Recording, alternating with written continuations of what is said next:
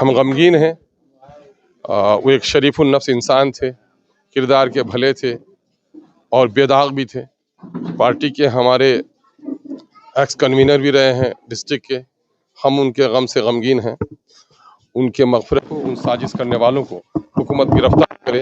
بہار حکومت کو جو لا اینڈ آرڈر کا دم بھرتی ہے، جو زیرو ٹرینس کی بات کرتی ہے کہ ہم کرپشن میں، کمیونلزم میں اور کرائم میں ہم 0% کی بات کرتے ہیں، تو حکومت کو اگر غیرت ہے، نتیش کمار جی واقعتاً انصاف کی بات کرتے ہیں، تو اپنے پولیس محکمے کو حکم دیں کہ فوری طور پر ان تمام لوگوں کو گرفتار کریں اور ان کو پوری سزا ملے. اس بات کی ہم حکومت سے درخواست کرتے ہیں. اب انصاف کب تک ملے گا، میں اس کی پرزور وکالت کر رہا ہوں. انصاف کب تک ملے گا، یہ سوال آپ لوگوں کو اقتدار کے لوگوں سے پوچھنا چاہیے.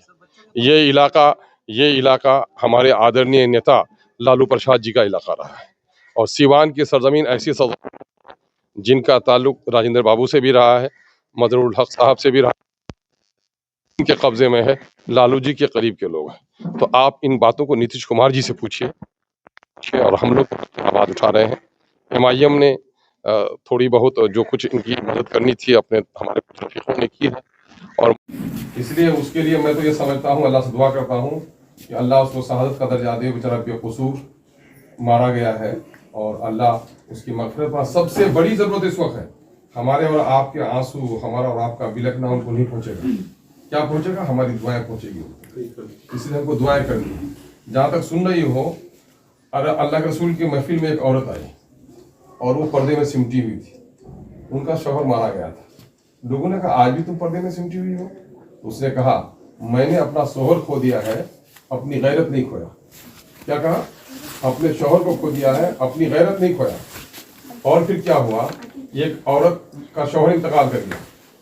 تو لوگ آئے اور کہنے لگے کہ بہن کمانے والا چلا گیا اور تم کھانے والی رہ گئی.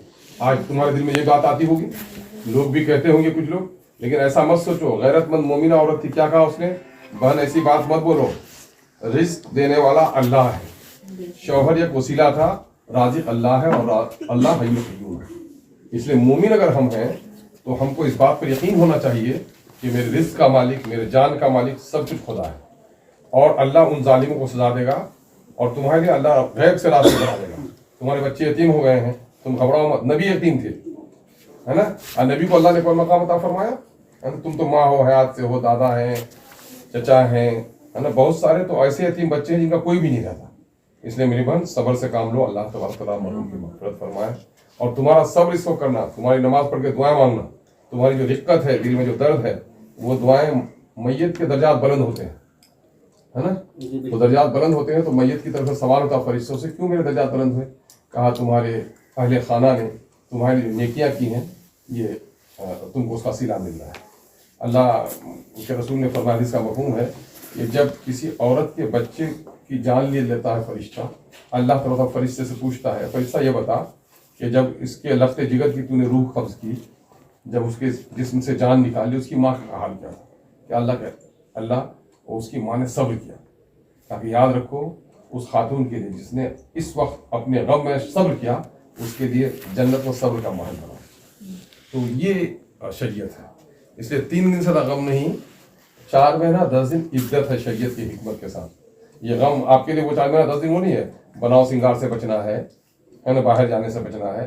عدت شریعت کی حکمت ہے نا. اور باقی غم 3 دن سے زیادہ نہیں کرنا ہے. اللہ مرحوم کی مغفرت فرمائے.